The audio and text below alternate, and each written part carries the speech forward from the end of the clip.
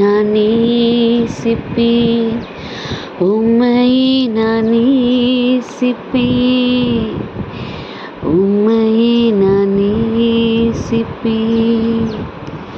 பின் திரும்பேனே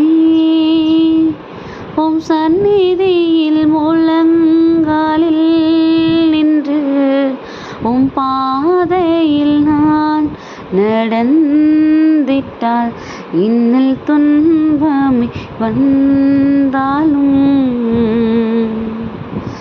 பின் திரும்பேனே.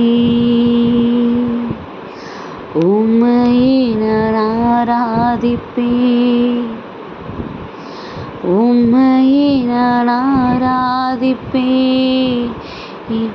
உம்மையே நான் ஆராதிப்பேன். பின் திரும்பினே உம் சந்நிதியில் முழந்தாளில் நின்று, உம் பாதையில் நான் நடந்திட்டால் இன்னல் துன்பமே வந்தாலும் பின் திரும்பினே, பின் திரும்பினே. ஹாய் குட்டீஸ், எல்லோரும் எப்படி இருக்கிறீங்க? நல்லா இருக்கீங்களா? ஹாப்பியாக இருக்கீங்களா குட்டீஸ்? நம்ம எந்த ஒரு சூழ்நிலையிலும் அவரோட வார்த்தையிலிருந்தும் அவர் நமக்கு கொடுத்த வாக்கிலிருந்தும் நம்ம பின்வாங்காமல் அவர் கூடவே இருக்கிறோம். எல்லா சூழ்நிலைகளையும் அவர் கூடவே நம்ம இருக்கிறோம் அப்படிங்கிற ஒரு உறுதி நம்மளிடத்துல இருந்தது அப்படின்னா நம்ம எப்பயுமே ஹாப்பியாக இருப்போம்.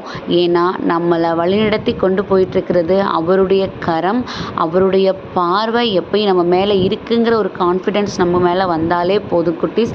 நம்ம எதை குறித்தும் சோர்ந்து போக மாட்டோம். ஏன்னா நமக்கு தெரியும், அப்படி ஒரு கான்ஃபிடென்ட் இருந்தால் நமக்கு நடக்கிற எல்லாவற்றுக்கும் பின்னாடியும் அவர் ஒரு காரணம் வைத்திருப்பார். அந்த காரணம் கண்டிப்பாக நன்மைக்கு ஏதுவானதாக தான் இருக்கும். ஏன்னா ஏசப்பாவால் உண்டானது ஏதாவது நமக்கு தீங்கு விளைவிக்குமா? சொல்லுங்கள் பார்ப்போம். கண்டிப்பாக அவர் நம்மளை அவ்வளோ தூரம் காயப்படுத்தி பார்க்குறவர் கிடையாது. நம்மளை அவ்வளோ தூரம் கஷ்டப்படுத்தி நம்மளுடைய சோர்வில் சந்தோஷப்படுகிறவர் கிடையாது. ஸோ அவர் நமக்கு ஒரு விஷயத்தை அனுமதிக்கிறாரு அப்படின்னா அதற்கு பின்னாடி இருக்கிற காரணம் கண்டிப்பாக நமக்கு நன்மைக்கு ஏதுவாக இருக்கும் அப்படின்னு நம்ம என்ன பண்ணிக்கணும், அதை அக்செப்ட் பண்ணணும் குட்டீஸ். ஸோ அப்படி நம்ம அவருடைய சன்னதியை விட்டு நான் போகவே மாட்டேன், என்ன சூழ்நிலை இருந்தாலும் கூட பரவாயில்ல, நான் அவர்கிட்டயே தான் இருப்பேங்கிற ஒரு வைராக்கியம் நம்மளிடத்துல இருந்தது அப்படின்னா யோபு 23